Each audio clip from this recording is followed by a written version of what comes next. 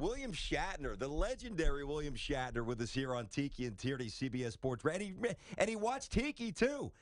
Mr. Shatner, how are you today? Tiki Barber, I've followed your career. I'm sure I've had words with Terry Bradshaw and you.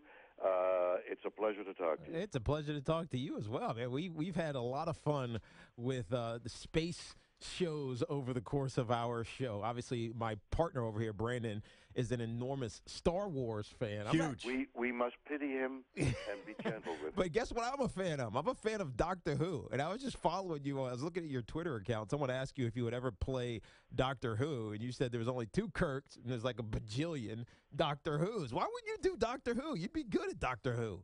Okay, make me an offer. Isn't that what Priceline is for? Right. Science fiction is a wonderful medium, both for reading, entertainment, and visual, of course, in the movies and all the special effects.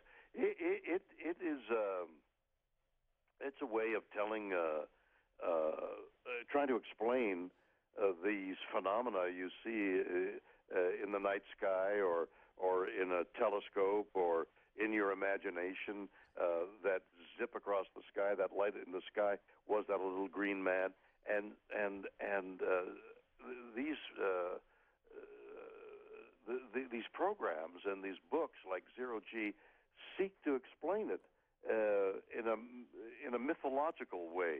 You read a book like Zero G, which is what I've written, and I'm doing promotion for it right now on your show. Zero G is about what the FBI might be like 50 years from now, when there's a lot of stuff going on. In this case, in the book, there's a doomsday machine. But there's the need for law enforcement in space 50 years from now. Wow, So, that's interesting. That's pretty cool. So that's Call an Han Solo. imaginative- He'll help you out. That's an imaginative leap into the future, trying to explain the future. So both those shows, Star Trek and Star Wars, seek to explain through imagination what our future might be like. That's interesting. That is a cool premise, and that's William Shatner, the great William Shatner, the legendary William Shatner. Zero G is the name of the book. Here, he's with us here on Tiki and Tierney. And again, Tiki said when we did have this, came up very organically last week. I don't even know how we stumbled on it, and we've done it a few times about the whole Star Trek and Star Wars dynamic. In your travels, Mr. Shatner, have you found? Do you think it's possible to have equal fervor for Star Trek as much as you have for Star Wars, or do you think at some point you gravitate toward one more so than the other? Because I do that. Admittedly, I'm a Star Wars guy, no doubt. I think it's a matter of, essentially it's a matter of taste. Star Wars is like grand opera. Star Wars is big and a big story, and like opera, the heroes and the heroines are big. Star Trek, on the other hand, should be dealing with stories that are human and small, and here's what a human being is like, and human failings and the great things about human beings.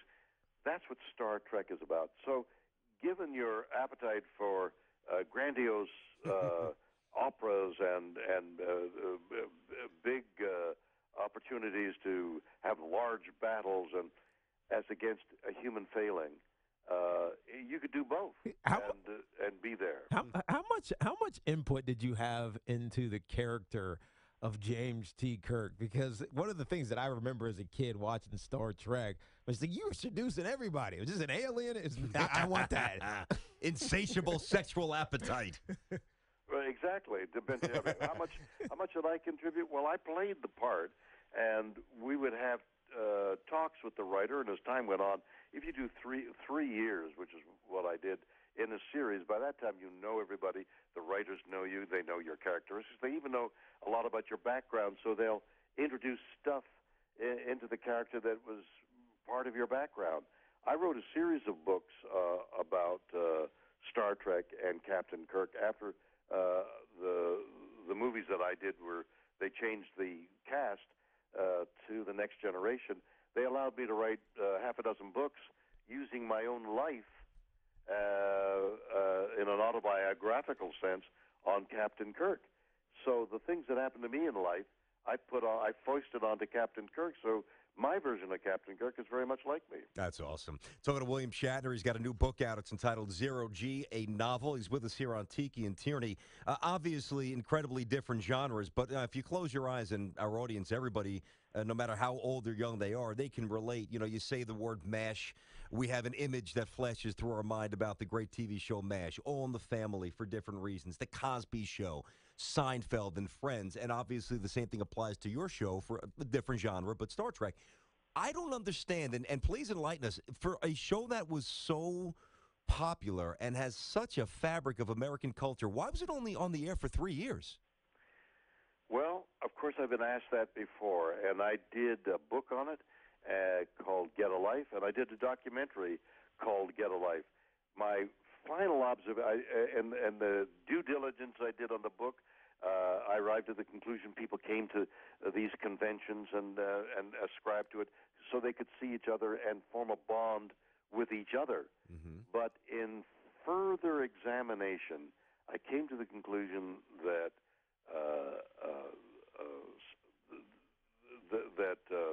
these space programs and a book like Zero G as part of the whole panoply of science fiction deals with mythology and an attempt to explain that which we can't understand.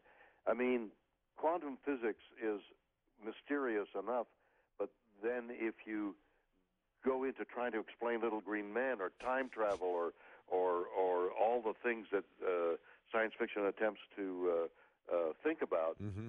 we have no idea what it is. Quantum physics is mysterious enough. Imagine looking at something in a microscope and bringing it to life, and when you stop looking at it, it ceases to exist.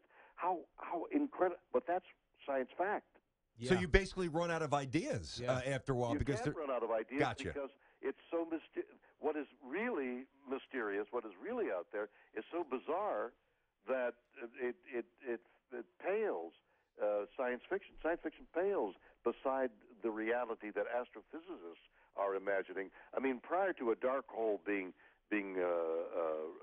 mathematically shown, imagine somebody saying, well, you know, there are whirlpools of giant energy and it sucks in stars. Wow. Yeah, that's imagination. That's much more descriptive than a black hole. That's so much more descriptive than a black hole. You know, I know you only got about 30 seconds here, but Star Trek has lived forever. I mean, only 3 seasons, but there were so many recreations of it, and now there's a new recreation, Star Trek Discovery. I know you're 85 years old now. You sound fantastic. Yeah, you do. For being up in age. Are you going to make an appearance in Star Trek Discovery? Well, there was another series of movies, one of which said "Never Say Never." I would never say never, but I find it hardly likely. What is more likely is if this book, and there's a second book behind Zero G, the concept of a FBI in space dealing with law enforcement and the strange things that are going on in these spaceships, it's more likely that they would make a movie of Zero G. It's an honor, sir. Really enjoyed chatting, and I don't think we'll ever forget this. This is really, really cool. The great William Shatner, Zero G, a novel is the name of the book. Got another one coming, and this was pretty cool, William. Appreciate it, sir. Thank you. Appreciate you having me, guys.